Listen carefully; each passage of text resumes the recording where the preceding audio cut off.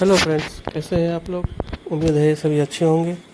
आप देख रहे हैं रीडवेल स्टोरी। विशेष शिक्षकों एवं बीपीसी शिक्षकों के बारे में विधान परिषद में जमकर बातें उठाई गई हैं, मुद्दों पर सवाल उठाया गया है और इस विषय में शिक्षा मंत्री ने क्या कहा है, आइए सुनते हैं सारी बातों को। हमारे चैनल पर अगर आप नए हैं तो हमारे चैनल को लाइक और सब्सक्राइब कर लें और अंत तक बने रहें। सारी वीडियो को शुरू करते हुए आइए सुनते हैं विधान परिषद में क्या सब हुआ, क्या सब बातें हुई हैं। माननीय मंत्री से आग्रह करना चाहता हूं कि जो नियोजित शिक्षक हैं और जो सक्षमता पास किए हैं उनको उनके सेवा काल का जो जितना वर्ष तक उन्होंने स्कूलों में पढ़ाया है उसको उसमें जोड़ते हुए सीनियर बनाया जाए। सरकार का इस पर क्या कहना है? एक मिनट पूछिए। हम लोग सभी जानते हैं यहाँ तीन लोकतांत्रिक ढांचे में तीन तरह की सरकार है, केंद्र सरकार, राज्य सरकार और लोकल गवर्नमेंट, स्थानीय स्वशासन की सरकार। और उसके तहत माननीय मुख्यमंत्री जी ने उस समय नियोजन इकाई के द्वारा नियुक्ति करवाया। जो माननीय सदस्य का सवाल है वह इसलिए भी अनिवार्य है और अपरिहार्य है कि उन्हीं शिक्षकों के अनुभव के आधार पर सरकारी विद्यालयों में प्रधानाध्यापक के रूप में नियुक्ति की गई, प्रधान अध्यापक के रूप में नियुक्ति की गई, शिक्षण प्रशिक्षण महाविद्यालय में व्याख्याता के रूप में नियुक्ति की गई। उसमें आप उनका अनुभव मान रहे हैं। राज्य सेवा संवर्ग के भी कोई अगर भारतीय प्रशासनिक सेवा में जाते हैं तो वो सरकार स्टेट टू सेंटर होता है, सेंटर टू सेंटर होता है, तो लोकल गवर्नमेंट टू स्टेट क्यों नहीं हो सकता है? इतने दिन की सेवा, वो भी नियमित सेवा। मुख्यमंत्री महोदय ने पहले वो ठेके पर थे नियुक्त, कॉन्ट्रैक्ट पर, और मुख्यमंत्री महोदय ने 60 वर्ष की सेवा उनकी भी की जितनी सरकारी कर्मियों की, सरकारी शिक्षकों की सेवा थी। तो मुझे नहीं लगता इसमें कोई विवाद है। विभाग द्वारा यह विवाद जरूर पैदा किया जा रहा है, शिक्षकों में असंतोष बनाया जा रहा है, पठन पाठन का कार्य प्रभावित हो रहा है। इसीलिए इसमें मंत्री महोदय आप एक बार समीक्षा करें और सरकार के संवैधानिक स्वरूप को देखते हुए जो माननीय सदस्य का प्रश्न है उसके अनुरूप उनको यह हकदारी मिलनी चाहिए। माननीय सभापति महोदय, जहाँ तक शिक्षकों के वेलफेयर का प्रश्न है या फिर शिक्षा जगत में जितनी सुधार हुए हैं, अगर उसमें डिटेल में जाएंगे समय लगेगा, लेकिन यह कहना कि शिक्षकों के विरुद्ध है सरकार या उनका ख्याल नहीं रख रही है, सही नहीं है। लेकिन जो कॉन्स्टिट्यूशनल पोजीशन है, हम निश्चित रूप से आपके प्रस्ताव पर और विचार करेंगे, लेकिन जो कॉन्स्टिट्यूशनल पोजीशन है वो भी माननीय सदस्य जान जाएं। स्थानीय निकाय शिक्षकों की नियमावली भारत के संविधान के अनुच्छेद 243(6) के तहत अधिसूचित की गई है, जो राजकर्मी श्रेणी के तहत नहीं होते हैं। तो ये कॉन्स्टिट्यूशनल पोजीशन है, लीगल पोजीशन है। उसके बावजूद भी मैंने कहा कि हम उस पर विचार करेंगे, लेकिन जहाँ तक लीगल पोजीशन है, कॉन्स्टिट्यूशनल पोजीशन की बात है, सरकार उस पर सही है और जो हमारा विभाग है वो भी सही है। किसी को तंग तबाह करने के ख्याल से इस तरह की कोई मंशा नहीं है। हम लोगों ने तो जहाँ तक हो सका है शिक्षकों के हित में सारी कार्रवाइयाँ की हैं। अभी आप देख ही रहे हैं जो नियुक्तियाँ हों या उनके अन्य जो भी उनके हित के कार्य थे, 2 लाख करीब 50,000 से ज़्यादा जो शिक्षक थे वो तो पास कर चुके हैं सक्षमता परीक्षा में और वो राजकर्मी का दर्जा पा रहे हैं। महोदय हम भटक गए। मैं यह संजीव जी ने भी कहा कि आपने हेडमास्टर बनाया तो उसकी वरीयता को काउंट किया कि नहीं? आप बीपीएससी में सरकार ने एक योजना लाई कि नियोजित शिक्षकों को हम परमानेंट करके राज्यकर्मी का दर्जा देना चाहते हैं। आप दिए, वो परीक्षा दिया, लेकिन उसका पोंछ काट देने का आपने तो नहीं कहा था कि आपका जो पोंछ लगा हुआ है 18 साल का, 20 साल का, वो हम काट देंगे। और सरकार नियुक्त की थी, चाहे वो जिला में जिला परिषद का हो या कॉरपोरेशन में हो, जहां कहीं भी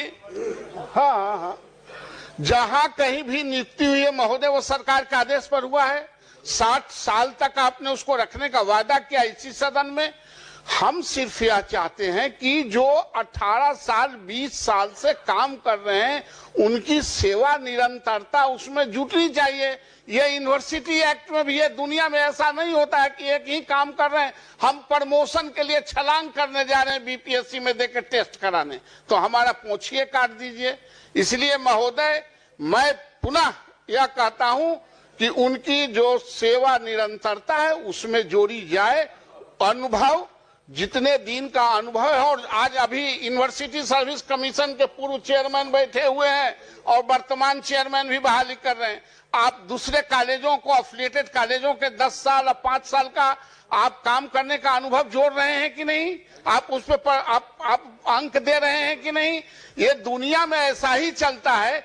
एक अलग रूप से इसको प्रताड़ित करने के दृष्टिकोण से जो जूनियर आज बहाली हुआ है उसके कलेजा पर आप सीनियर के कलेजा पर बैठा देंगे तो शिक्षण संस्थानों में इसका असर पड़ता है। इसलिए महोदय मेरा आग्रह है कि उनका जो अनुभव का लाभ है उसमें जुटे। यह इस पर सरकार क्या कहती है? सभापति महोदय, प्रताड़ना की तो बात मेरे समझ के परे है और शायद इस सदन के समझ के भी परे है। शिक्षकों को जहां तक सुविधा दी जा रही है, एक चीज माननीय सदस्य भी बताना चाहेंगे, चूंकि उन्होंने लीगल प्रोविजन की बात की और हमने भी किया, तो क्या जो सक्षमता पास करने के पहले जब वो जो शिक्षक थे जिसे नगर निकायों ने या पंचायती राज व्यवस्था के अधीन उन्हें नियुक्ति दी गई, उन्हें टेम्परेरी स्तर पर या कॉन्ट्रैक्चुअल पर, तो वो हकदार नहीं थे न्यू पेंशन पॉलिसी के उस वक्त जब आप वहाँ पर जब आपकी नियुक्ति थी या आपको जब पंचायती राज व्यवस्था के तहत आपको शिक्षक के रूप में रखा गया, तो उस वक्त आप तो न्यू पॉलिसी स्कीम के एनपीएस के तहत पेंशन स्कीम के हकदार नहीं थे। हकदार अब आप हुए हैं अब से, जबकि आप राज्यकर्मी का दर्जा पा लिए हैं तब। तो इसलिए प्रताड़ना की कहाँ से बात हो रही है? वो तो उनके सुविधा के लिए हम लोग ने सक्षमता परीक्षा की और उसको हम लोगों ने राजकर्मी का दर्जा दिया। माननीय मुख्यमंत्री जी ने बिल्कुल उनके तरफ संवेदनशील रुख अपनाया है। जहाँ तक ये प्रश्न है, उन्होंने कहा कि सेवा जो उन्होंने दी है राज्य को और अपने अपने संस्थाओं में, उस पर हम विचार जरूर कर लेंगे, लेकिन कानूनन रूप से इसकी बाध्यता नहीं है, लेकिन फिर भी हम संवेदनशील विचार करेंगे। धन्यवाद। ठीक,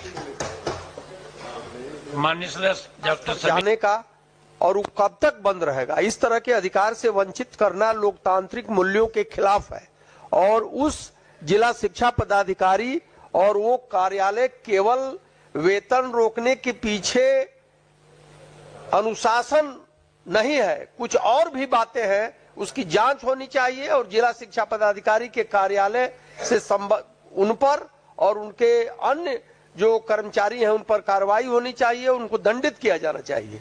उनको रोकने का किसने अधिकार दे दिया कि किसी तरह का आंदोलन राज्य में नहीं होगा और शिक्षक अपनी मांगों के लिए आंदोलन नहीं करेगा? ये तो हमारे लोकतांत्रिक तरीके हैं। जो हमने कहा था कि जिलावार हम लोग समीक्षा करें, जहां भी वेतन कटौती या वेतन रोक के उसको हम लोग कर रहे हैं। जहां तक पदाधिकारियों के विरुद्ध कार्रवाई का प्रश्न उठता है, तो हम लोगों ने जहां जहां कमियां पाई हैं तो निश्चित रूप से हम लोगों ने अपने स्तर पर कार्रवाई की है। मैंने सदन को पहले भी बताया कि गोपालगंज जिले में, उसके बाद किशनगंज जिले में और 2 दिन पहले दरभंगा जिले में जो डिस्ट्रिक्ट एजुकेशन ऑफिसर थे, जो खामियां हमने पाई और बहुत ज़्यादा अनियमितताएं थी और वहाँ के जो डीपीओ थे, तो उन लोगों को हम लोगों ने निलंबित भी किया है। तो जहाँ इस तरह की कमियां उजागर होंगी कि जहाँ मिनिस्ट्रियाँ इन्वॉल्व है, कि जहाँ पर जानबूझ करके या इस तरह की गलतियां हैं, तो हम लोग जिलावार समीक्षा कर रहे हैं। माननीय सदस्य को मैं कहना चाहूँगा कि इस जिले की भी जब हम लोग समीक्षा कर लेंगे और हर जिले में जहां शिक्षकों की गलतियां नहीं है उसको निश्चित रूप से उसका हम लोग सुधार कर लेंगे। मैंने पूर्व में भी कहा। आज के लिए इतना ही। नेक्स्ट वीडियो के लिए बने रहें हमारे चैनल पर। हमारे चैनल को लाइक और सब्सक्राइब कर लें अगर आप नए हैं तो, और कमेंट्स में ज़रूर लिखें आप कहाँ से हैं, किस ज़िला से हैं।